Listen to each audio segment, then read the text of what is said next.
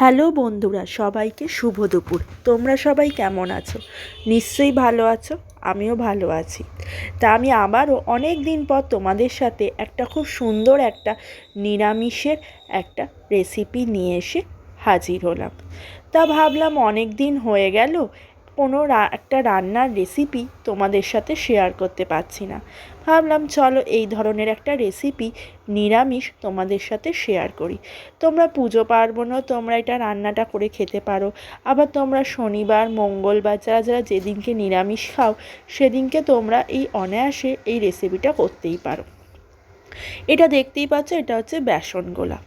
এই বেসনটাকে সুন্দরভাবে ফেটিয়ে নিয়েছি, আর ওপরে একটুখানি সাদা তেল ছড়িয়েছিলাম যাতে বড়াটা একটু মুচমুচে হয়। আর এর মধ্যে খাবার সোডা, হলুদ গুঁড়ো, নুন, মিষ্টি দিয়েছিলাম। এমন কিছু ব্যাপার নয়, কারণ বেসনের বড়া বানাতে সবাই জানে, এটা আর কিছু আলাদা করে বলার নয়। এবার ভালো করে লাল করে সুন্দর করে ছোট ছোট করে বড়াগুলোকে ভেজে তুলে নিতে হবে। এই রেসিপিটা অ্যাকচুয়ালি হচ্ছে তোমার আলু পটল দিয়ে বড়া দিয়ে তরকারি, আর কিছুই না। তা পটলগুলোকেও সুন্দর করে কেটে একটু নুন হলুদ দিয়ে ভেজে নেব, ভেজে সেটাকে তুলে নেব। এরপর তার সাথে ডুমো করে কেটে রাখা আলুগুলো একটু কড়াইতে ভালো করে নুন হলুদ দিয়ে ভেজে সুন্দর করে তুলে নেব।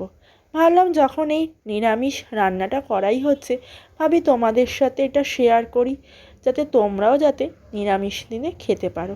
তবে এখানে দেখতে পাচ্ছ মিক্সিতে আমি একটুখানি আদা, টমেটো, কাঁচা লঙ্কা, গোটা জিরে আর একটু গোলমরিচ পেস্ট করে নিয়েছিলাম, কারণ এটা নিরামিষ হচ্ছে তো একটু তো আদা বাটা তো একটু দিতেই হবে, কাঁচা লঙ্কা, টমেটো ফ্লেভারের জন্য, নাহলে তো একদমই ভাল লাগবে না।